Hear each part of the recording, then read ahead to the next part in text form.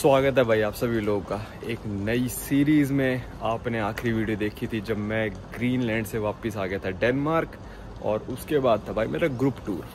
तो group tour में लोगों को मैंने फ्रांस घुमाया, स्विट्ज़रलैंड घुमाया, इटली घुमाया, और आज सब लोग अपने अपने फ़्लाइट लेके या तो घर वापस चले गए या फिर किसी को एक्स्ट्रा घूमना था तो भाई वो एक्स्ट्रा घूमने किसी और देश चले गए। मेरा ग्रुप टूर यहाँ पे ख़त्म होता है, तो अब मैं जा रहा हूँ अपनी कंट्री नंबर 145 जिसका नाम है रोमेनिया। रोमेनिया जाने के लिए पहले मेरी फ़्लाइट है भाई यहाँ से रोम से। अभी मैं रोम में हूँ, बता दूँ। रोम से है मेरी फ़्लाइट वॉर्सो की, पोलैंड की, और फिर पोलैंड से मेरी फ़्लाइट है रोमेनिया की कैपिटल बुकारेस्ट। वैसे तो ये भाई डायरेक्ट फ़्लाइट भी ले लेता, पर शायद विज़ एयर मेरे को फ्री में मिल रही थी। वो कैसे मिल रही थी भाई, मैंने कोर्स बना रखा है कि ये वाली भी विज़ एयर की फ़्लाइट मेरे को फ्री ऑफ कॉस्ट मिली है, अगली वाली भी फ्री ऑफ कॉस्ट मिली है मेरे को। मतलब पॉइंट जो भी था वो सब यूज़ करके फ्री हो गई थी। तो इस हिसाब से जाएंगे, रात तक पहुँचेंगे। ये जर्नी देख लो, इसी में मैं आपको रोमेनिया के शहर भी थोड़ा सा घुमाने की कोशिश करूँगा। टाइम बताना तो मैं भूल ही गया था। सुबह के बजने लग रहे हैं भाई 5 बज के, ये तो खैर गलत दिखा रहा है, 5:25 हो रहे हैं, 10 मिनट आगे आई है। यहाँ से अब भाई रोमा टर्मिनी से बस है रोम फ्यूमिचिनो एयरपोर्ट की, जो लेते हैं 7 यूरो। ऑनलाइन भी बुक कर सकते हो। तो मैंने जो मेरे साथ 5 जने जा रहे हैं उनकी ऑनलाइन, और कई लोगों की सियाम्पिनो एयरपोर्ट से है तो उनकी ट्रेन भी जाती है, वो सिर्फ 2.5 यूरो में पहुँचा देती है ट्रेन। तो उनकी मैंने ट्रेन करा रखी है, उनके थोड़ी देर बाद है। और जो लोग यहीं पर रुक रहे हैं इटली में, वो रुक रहे हैं। तो यहाँ से बस लगाएगी, लगभग 1 घंटा लगाती है फ्यूमिचिनो एयरपोर्ट पहुँचने में। तो 6:30 हम पहुँचेंगे। 8:30 की लगभग की मेरी फ़्लाइट है पोलैंड की।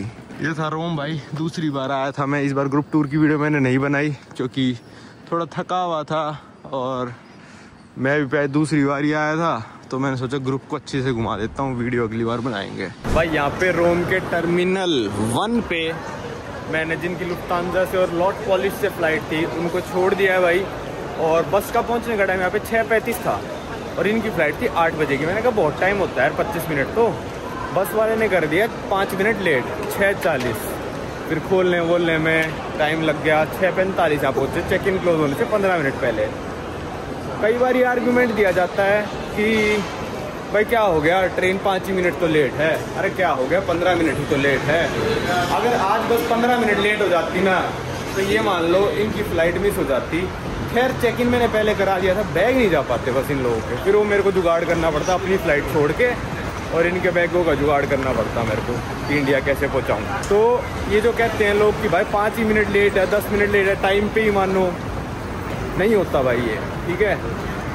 इस देश में 5 मिनट लेट होगी क्योंकि इटली थोड़ा ऐसे ही चलता है। जापान में 5 मिनट भी लेट नहीं होएगी। स्विट्ज़रलैंड जैसे देशों में और थोड़ा कम लेट होएगी। फिनलैंड वगैरह पे टाइम पे पहुँचेगी। तो हर 1 मिनट की कीमत होती है। ये नहीं कह सकते भाई कि 5 ही मिनट तो लेट है यार, 15 मिनट तो ट्रेन लेट है, आधा ही घंटा तो लेट है, क्या हो गया, टाइम पे ही आई, इतना लंबा रूट चल के आई है, आधा घंटा लेट हो गया तो क्या हो गया भाई। आधे घंटे से 5 मिनट से बंदे की फ़्लाइट छूट सकती है। तो मेरी है अभी 8:45 की फ़्लाइट। मेरी थी टर्मिनल 3 से, पर मैंने सोचा भाई पहले चेक इन करा दूँ सबका, कहीं मैं अंदर घुस जाऊँ, सिक्योरिटी करा के और इनका चेक इन डिनाई कर दें, तो फिर मेरे को छोड़नी पड़ती फ़्लाइट। तो भाई क्वेश्चन करो हर चीज़ को कि भाई 5-10 मिनट भी चीज़ क्यों लेट हो रही है। ये तो बस वाला मेरे देश का नहीं है भाई, इसको तो मैं कुछ नहीं कह सकता। गप्पे मार रहा था खड़े होके बाहर, वहाँ पे 5 मिनट लेट पहुँचाया इसने, उसी में हो गया था मेरे को। तो भाई कि पहुँचाएगा टाइम से, नहीं पहुँचाएगा। चलो चलते हैं भाई पोलैंड। लो भाई मैं तो ये मान लो 6:52 पे मैं अंदर आ चुका सिक्योरिटी करा के। बोर्डिंग पास वगैरह लेना नहीं था। 6:52 पे तो मैं अंदर आ गया उनको छोड़ के। बस 6:40 पे रुकी थी, 12 मिनट में मैं उनको छोड़ के अपने टर्मिनल पे आके सिक्योरिटी करा के मैं अंदर हूँ भाई। ये है भाई फ्यूमिचिनो एयरपोर्ट का टर्मिनल 3, और हम जा रहे हैं अभी भाई लाउंज एक्सेस करने फ्री में।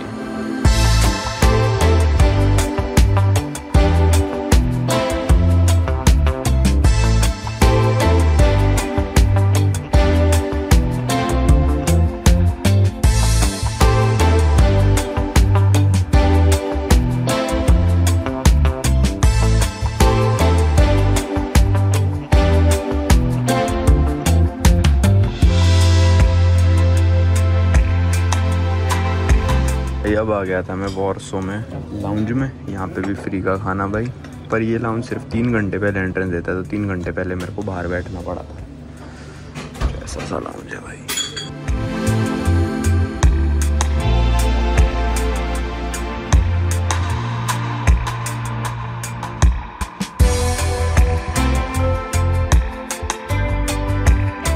चलो भाई, बहुत ज़्यादा डिले हो गई फ्लाइट। 8:05 हो चुके, 6:15 पे उड़नी थी, तो 2 घंटे से भी ज़्यादा डिले। चलते हैं।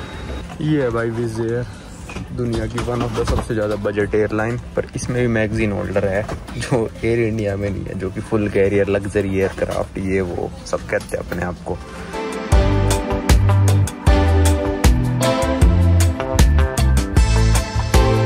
यहाँ पहुँच गए हम बुकारेस्ट के छोटे वाले एयरपोर्ट पे, क्योंकि दूसरे वाला जो ऑटो पेनी वो तो बहुत दूर है शहर से। इतना छोटा एयरपोर्ट देखो भाई, यहाँ से उतरे प्लेन से सीधा बाहर। भाई ये आ गया था मैं एयरपोर्ट से बाहर। एयरपोर्ट पे इस वाले पे कुछ भी नहीं है भाई, ये बनेसा कुछ नाम है। और यहाँ पे मैंने टैक्सी बुला ली, क्योंकि टैक्सी आ रही थी लगभग कुछ 700-800 रुपये की हॉस्टल तक। बसों में भी धक्के नहीं खा सकते भाई, रात के 11:30 हो चुके। चलो भाई, पहले मैं आपको यहाँ पे अपना हॉस्टल दिखा दूँ।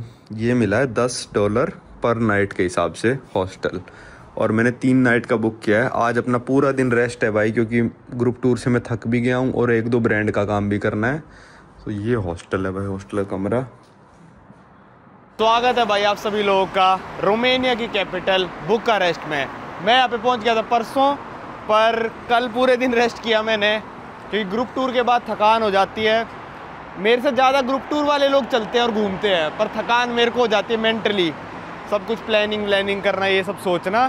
तो कल पूरे दिन रेस्ट किया, थोड़े बहुत काम निपटा लिए, और आज मैं आपको लेके चलूँगा बुकारेस्ट की ओल्ड टाउन घुमाने। ये मेरा हॉस्टल था भाई, एंटीक हॉस्टल नाम था इसका, मतलब है नाम, और डिसेंट हॉस्टल है। $10 के हिसाब से मेरे को तो सही लगा। और जो ये हॉस्टल है बिल्कुल ही ओल्ड टाउन पे लोकेटेड है। जैसे ही आप हॉस्टल से निकलोगे, इस तरफ आप घुसोगे तो ये है भाई बुकारेस्ट का ओल्ड टाउन।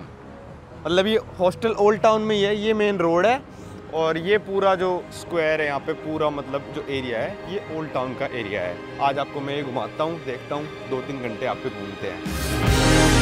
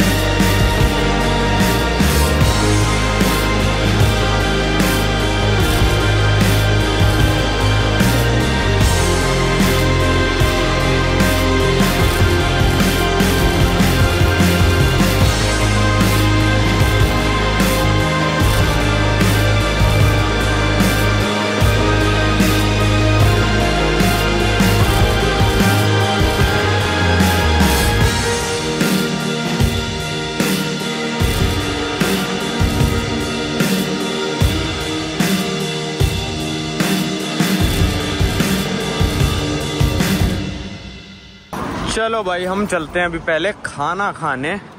यहाँ पे बहुत सारे इंडियन रेस्टोरेंट है भाई, पर हम जाएंगे भाई जो हमारे सबसे पास में है, अदिति करके कोई रेस्टोरेंट है, अदिति's किचन। और भाई यहाँ पे इतने सारे बांग्लादेशी और नेपाली लोग और इंडियन लोग हैं ना, सारे देखो, ये भी लग रहे हैं मेरे को।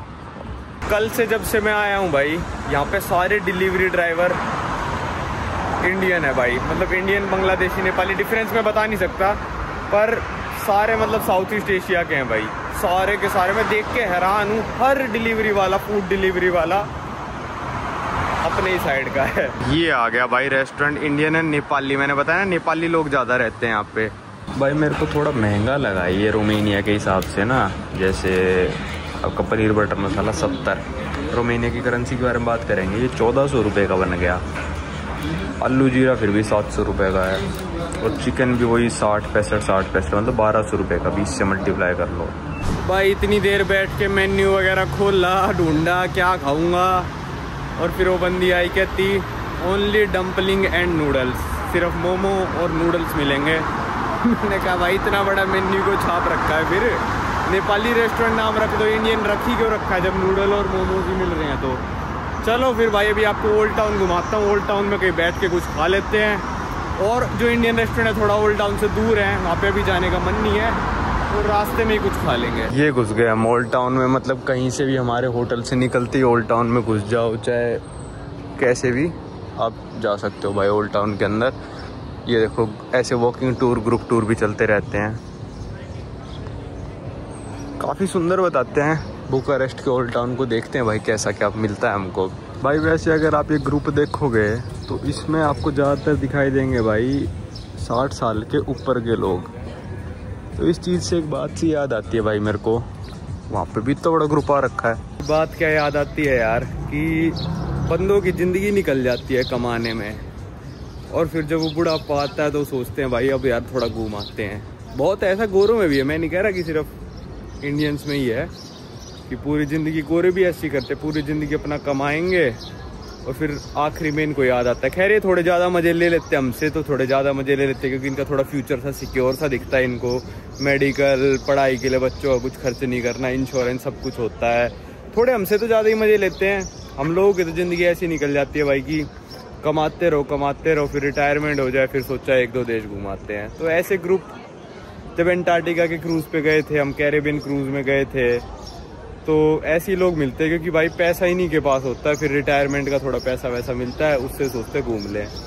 तो भाई पैसे बचा के कुछ नहीं है यार इस ज़िंदगी में, अपना थोड़ा थोड़ा करके खर्च करते रहो। मैं ये नहीं कह रहा भाई ज़िंदगी शुरू होते ही भाई तुम पैसे तनख्वाह ही सारी उड़ा दो, ऐसा नहीं, पर थोड़ा थोड़ा अपना चलते रहना चाहिए। और अभी बहुत इंडियन है जो भाई देखते हुए जाते हैं। ये बंदा मेरे को घूर के गया अभी।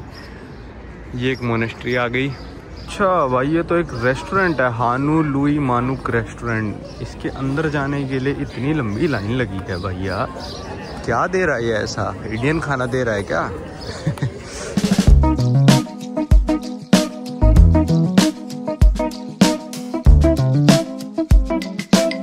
फ्लावर कितने सुंदर लग रहे हैं ना, मस्त उगा रखे हैं बिल्कुल भाई, अलग अलग रंग के। ये चर्च आया है, इसके अंदर चलते हैं।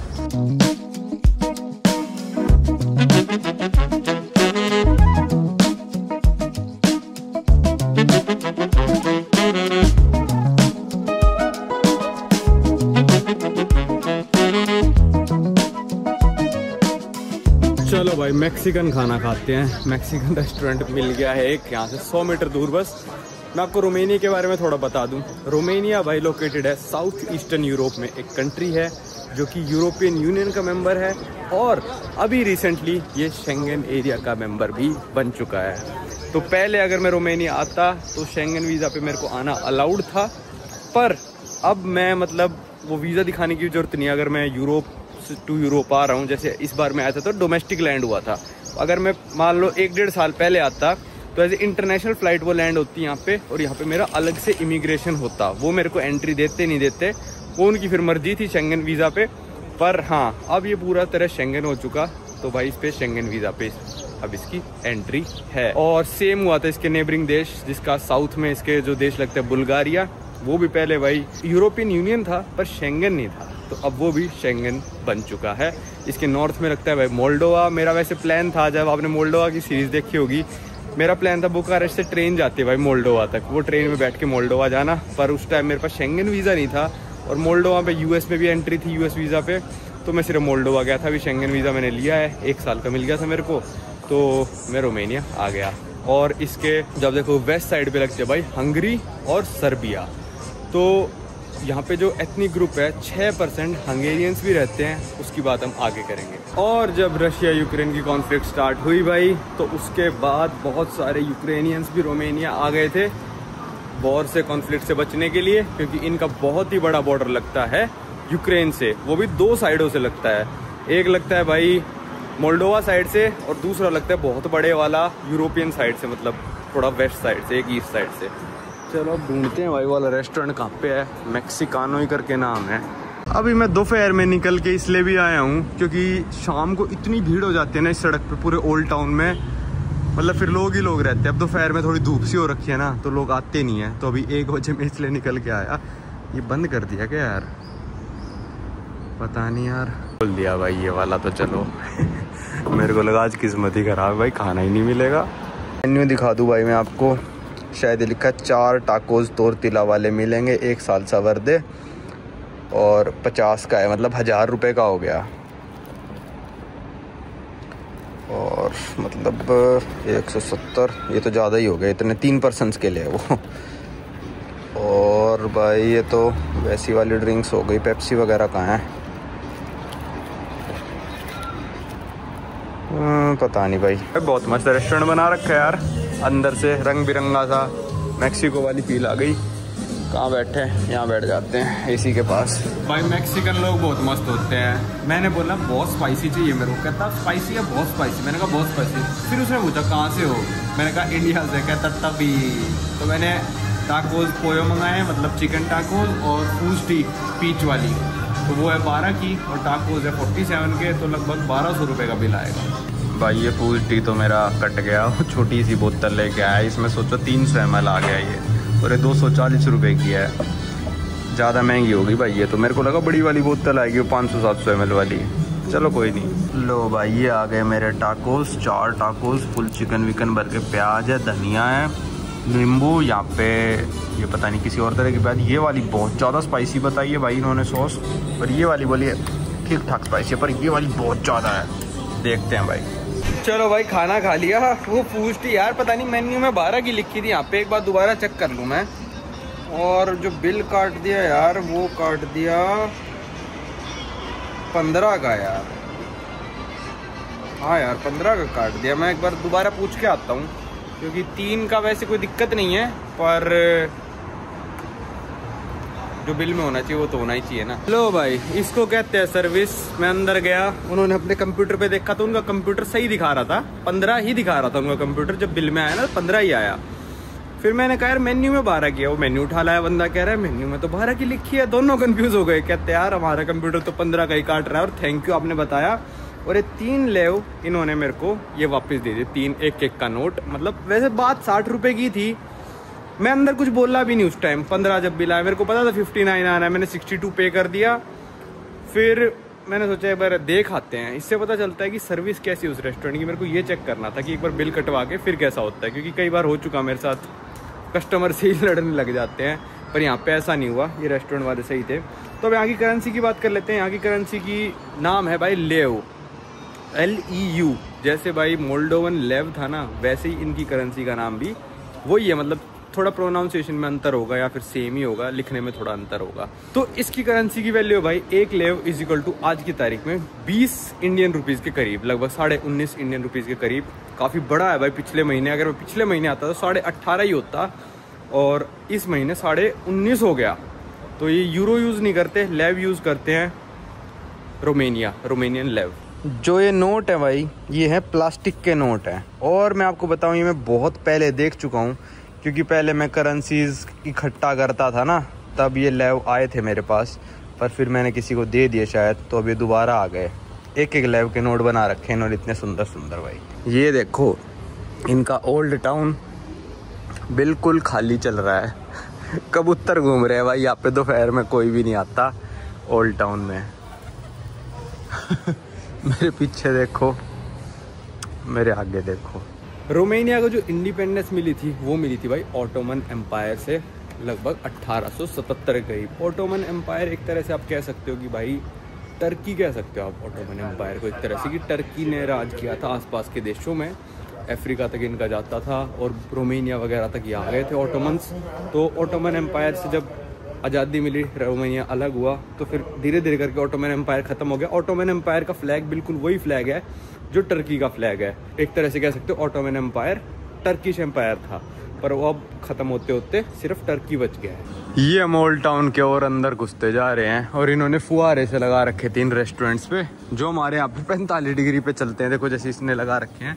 और आज का मैं अब टेम्परेचर बताऊँगा तो आप सुन के हैरान हो जाओगे। देखो ये जो फुहारे लगा रखे हैं, ये हमारे वहाँ पे खूब गर्मी हो जाते हैं तब चलते हैं। आज का टेम्परेचर अभी 25 डिग्री होने लग रहा है और सूरज भी नहीं निकला हुआ है। इन गोरों को भाई इस टेम्परेचर में ही गर्मी लगने लग जाती है। तो भाई 1877 में आज़ादी के बाद रोमेनिया ने अपना एम्पायर बनाना स्टार्ट किया और जो सबसे बड़ा एम्पायर रोमेनिया का जिस साल तक था वो था 1940, जिसको कहते थे ग्रेटर रोमेनिया। मतलब बुल्गारिया का थोड़ा हिस्सा था इनके पास, हंगरी का था, थोड़ा सोवियत यूनियन का भी हिस्सा इन्होंने ले रखा था।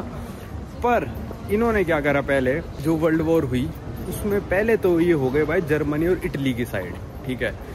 फिर 1944 में जब रेवोल्यूशन होने लगी कि नहीं भाई नहीं, इनके साइड नहीं रहना हमको, फिर ये हो गए यूएसए यूके वगैरह की साइड। मतलब इन्होंने पहले एक तरफ साथ दिया फिर दूसरी तरफ साथ दिया, और ये साथ देने के चक्कर में इनकी काफ़ी सारी लैंड जो इन्होंने ग्रेटर रोमेनिया के टाइम पे बनाई थी वो कुछ लैंड चली गई हंगरी के पास वापस, कुछ चली गई बुल्गारिया के पास वापस।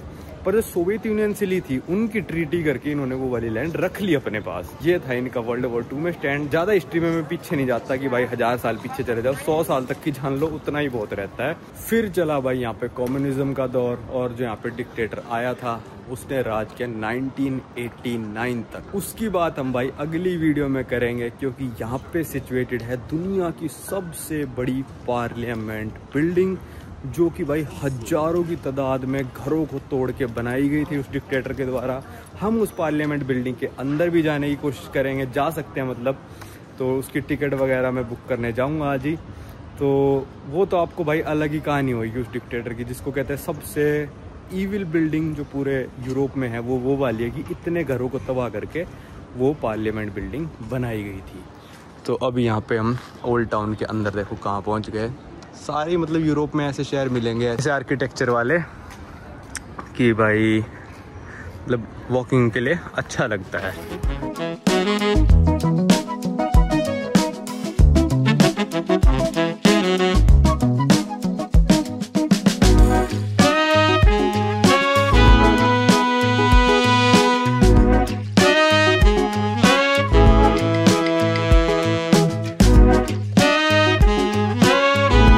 थोड़ी सी बात रोमेनिया की इकोनॉमी की कर लेते हैं, करेंसी की तो हमने कर ली। तो रोमेनिया आती है हाई इनकम कंट्रीज़ में। क्यों आती है? क्योंकि यहाँ की जो पर कैपिटा जीडीपी है वो है भाई $21,000 पर पर्सन। और अगर परचेजिंग पावर इस कंट्री की मैं बताऊँ तो होती है भाई लगभग $50,000 पर परचेजिंग पावर। भाई एक अच्छा वो नहीं है मतलब जज करने का कंट्री।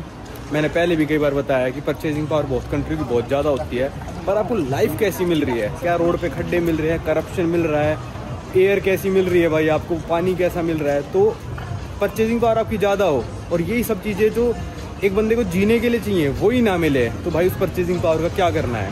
तो यहाँ की है। और हाई इनकम कंट्रीज़ में इसलिए आता है क्योंकि IMF वर्ल्ड बैंक के द्वारा उन कंट्रीज़ को हाई इनकम कंट्रीज़ बोला जाता है जिनकी पर कैपिटा जीडीपी $14,000 से ऊपर है। भाई छोटा सा ही ओल्ड टाउन है, एक बार आए और ख़त्म हो गया। थोड़ा इधर उधर जाके और देख लेते हैं, एक सोवेनियर और ले ही लेता हूँ। ये एक और इनकी बिल्डिंग आ गई, वहाँ पे एक सोवेनियर की शॉप है। वैसे ओल्ड टाउन में भी थी पर मेरे को लग रहा है यहाँ पे ज़्यादा सस्ता मिलेगा, तो यहाँ से ले लेते हैं।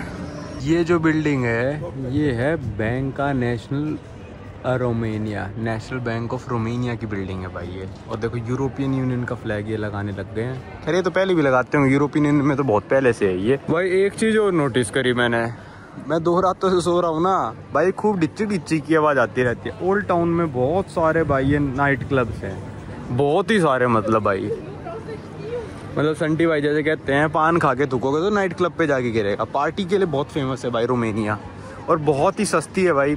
उस सोवेनियर शॉप से यार मैंने नहीं खरीदा क्योंकि वो छोटी सी थी, आंटी मेरे सिर पे खड़ी हो गई यार, मैं कुछ वीडियो में नहीं बता पाया। तो अब यहाँ वाली में चलते ओल्ड टाउन सोवेनियर्स। ये देखो भाई मैग्नेट भी इन्होंने, ये इनकी पार्लियामेंट बिल्डिंग है, इतनी फेमस है वर्ल्ड वाइड ये, इन्होंने इस चीज़ का मैग्नेट बना रखा है।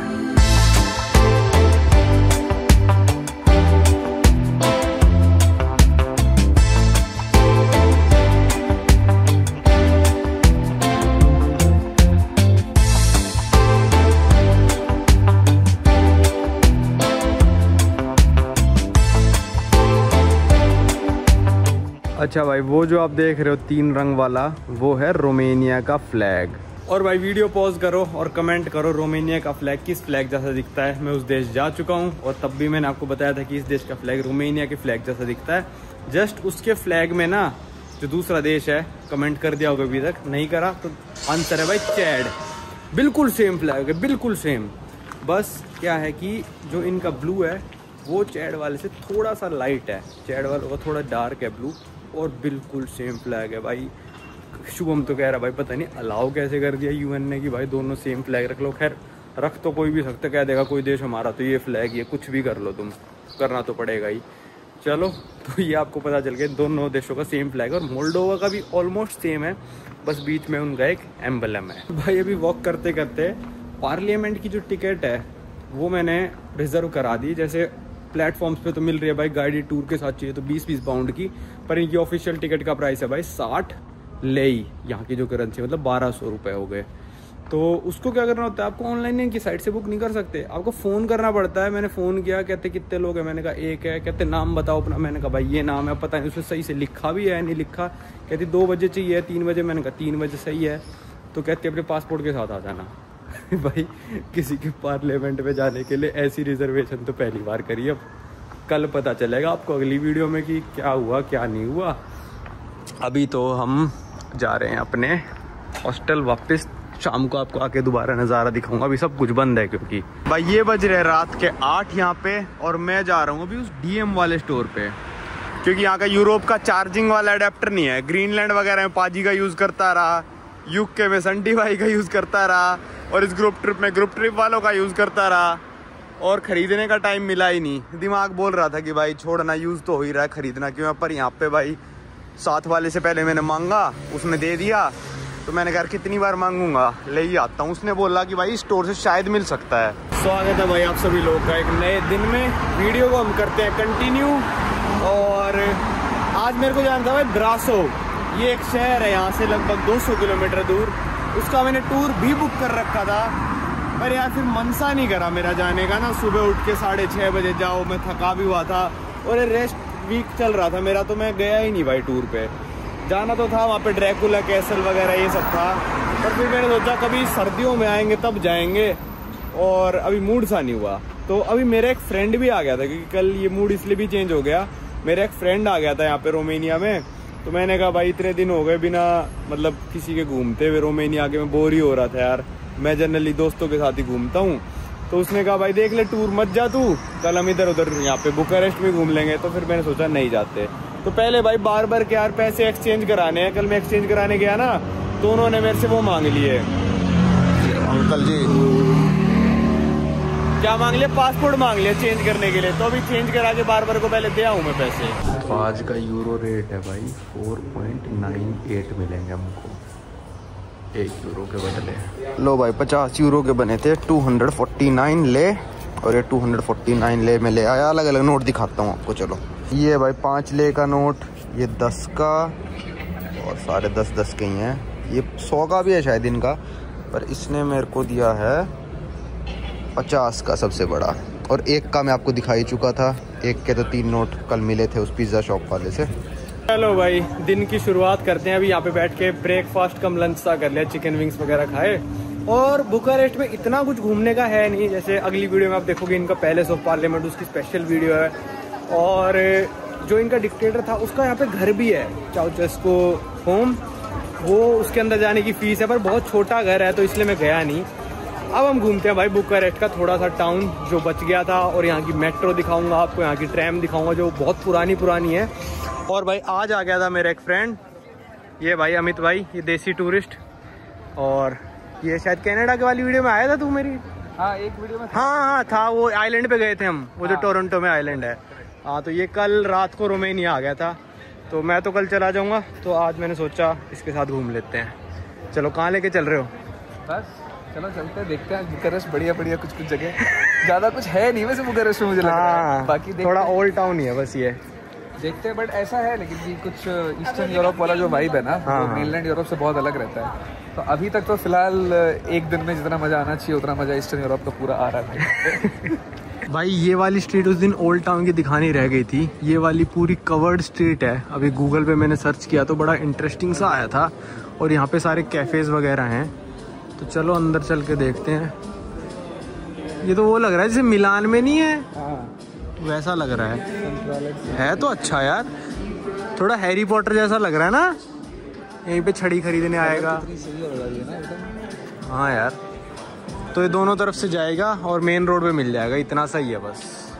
ये हम आ गए भाई अब ओल्ड टाउन के बाहर, और ये है नेशनल मिलिट्री क्लब इनका, और इस तरफ वॉक करके जा रहे हैं। कोई अम्ब्रेला स्ट्रीट करके है, जो भी है भाई दिखाने की कोशिश कर रहा हूँ मैं। वैसे है तो पुराना पुराना सी लग रहा है, पर जितना एक्सपेक्ट था मेरे को रोमेनिया से ना, उतना मजा नहीं आ रहा। पता नहीं क्या रीजन है। क्या दीवार जो वो तो अलग ही लग रही है। इंडिया हो गया भाई ये तो है? नहीं इंडिया भी नहीं, पाकिस्तान।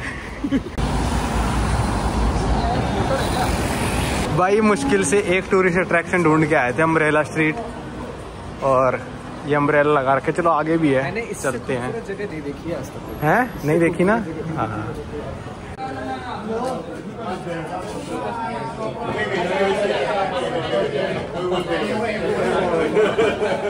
तो ये अम्ब्रेला स्ट्रीट लगभग है भाई 100 मीटर लंबी। अच्छी है, मतलब बार्स वगैरह हैं, पर दुनिया सुबह सुबह ही बैठ के भाई बियर पीने लग रही है। ये यूरोप वगैरह में तो कल्चर ही है से वाटर ड्रिंक बियर। इनको इंडिया बुलाओ, सिखाएंगे इनको। क्या आलू के पराठे देते इनके मुंह में कि तुम ये के साथ और मक्खन के साथ छाछ पियो, बियर नहीं। इंडिया के तो यार ठेके भी नहीं खुलेंगे इतने बजे तो। हाँ सही बात है। भाई ये गाड़ी कितनी मस्त लग रही है ना। ऐसी फ्रांस में भी कई सारी देखी थी मैंने, इस बार जब ग्रुप टूर करा रहा था। 4 बंदे बैठ सकते हैं भाई, और छोटी सी गाड़ी में। नैनो से भी छोटी है भाई ये। और ये देखो भाई विंटेज, ये वाली हैरी पॉटर वाली लग रही है, वो जो रॉन वीजली के पास होती है। नहीं उसकी थोड़ी वैसी सी है, पर ये वाली थोड़ी वो लग रही है। हाँ थोड़ी वैसी डब्बा टाइप सी है, पर भाई इसमें भी 4 बंदे बैठ सकते हैं। और ये भी पानी की बोतल जो हमने खरीदी है, पूरे यूरोप में ये रूल है मेरे को लग रहा है कि ढक्कन आप ना बोतल के साथ अटैच रखना पड़ेगा। मतलब ये सारी कंपनियों के लिए सरकार ने रूल कर रखा है शायद, है ना? तोड़ दिया, बड़ी मुश्किल से टूटा था लेकिन तोड़ दिया मैंने, क्योंकि मेरे को उलझन हो रही थी। अच्छा नहीं, ये मैंने अभी जहाँ से आइसलैंड से देखना स्टार्ट किया मैंने, डेनमार्क वगैरह में, सब में यही रूल है। क्योंकि ढक्कन फिर ज्यादा पॉल्यूशन वगैरह करते हैं ना, कुछ ऐसा है कि बोतल के साथ ही चला जाए। भाई ये बोतल का प्राइस लिखा था मेरी वाली का 3.19, भाई की का लिखा था 3.49, तो लगभग 6.7 कुछ बनना चाहिए था, ठीक है। पर हमारा बिल आया 7.7, क्योंकि 50 जो लेई की करेंसी है, बानी कहते हैं शायद, ये 50 बानी में तो 10 रुपए इन बोतलों पे एक्स्ट्रा लगे हैं। अब इनको रिटर्न करोगे ना वो मशीन में, पूरे यूरोप में यही है, तो आपको उतने का कूपन मिल जाएगा। तो ये था भाई कि 10, हाँ इसलिए एक्स्ट्रा लगे 10 रुपए इनको।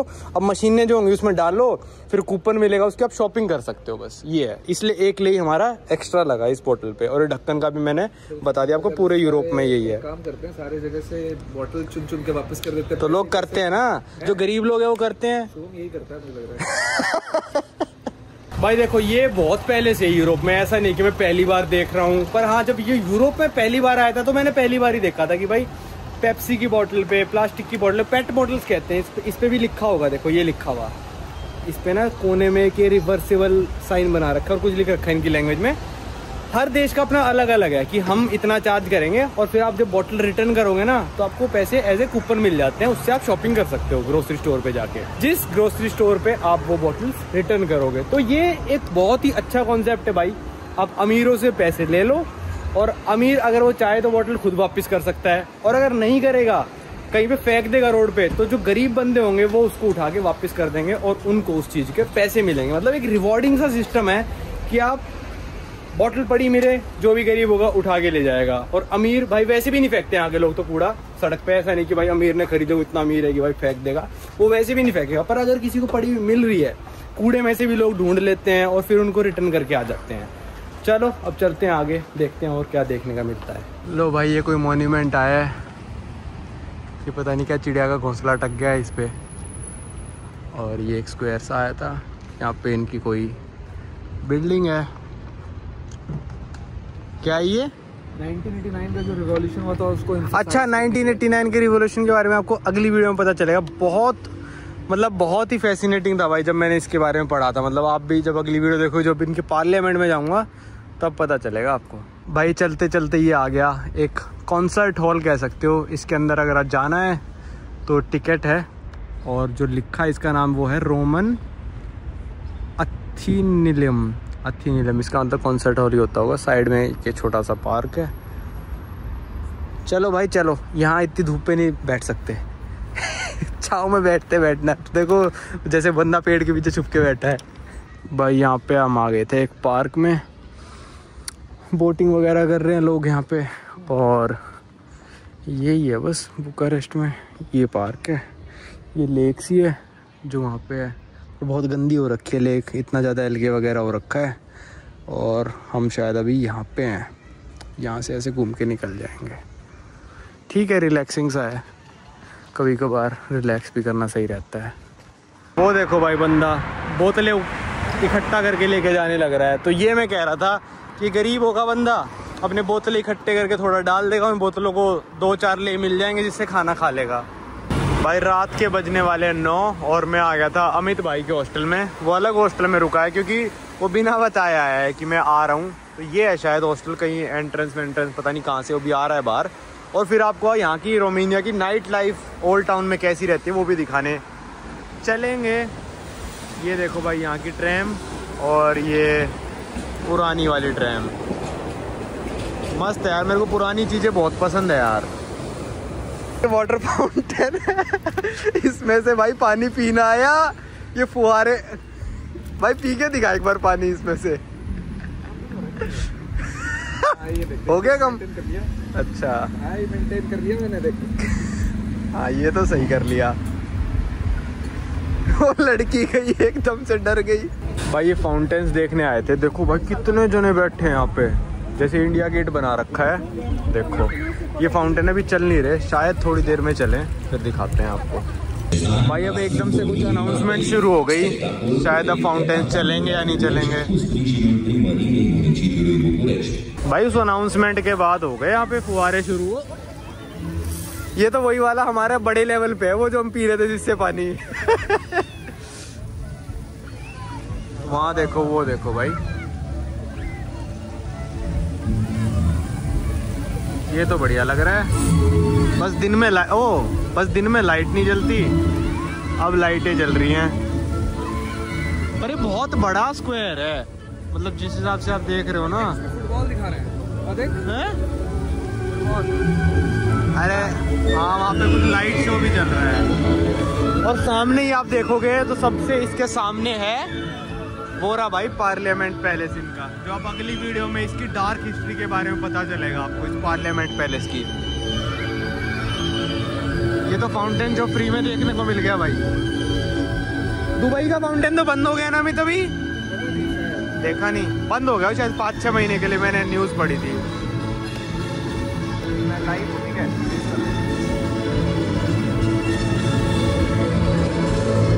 लोग इसलिए बैठे थे सारे। चलो मैं भी इंजॉय करता हूँ, वीडियो तो बहुत बना ली। और भाई ये देखो, जब इन फुहारों का प्रेशर कम ज़्यादा होता है ना, तो इन नलकों का भी प्रेशर कम ज़्यादा हो जाता है। देखो इनका कोई रोल नहीं है, बस वो मोटर पे प्रेशर पड़ता होगा तो इनका कम ज़्यादा होता रहता है।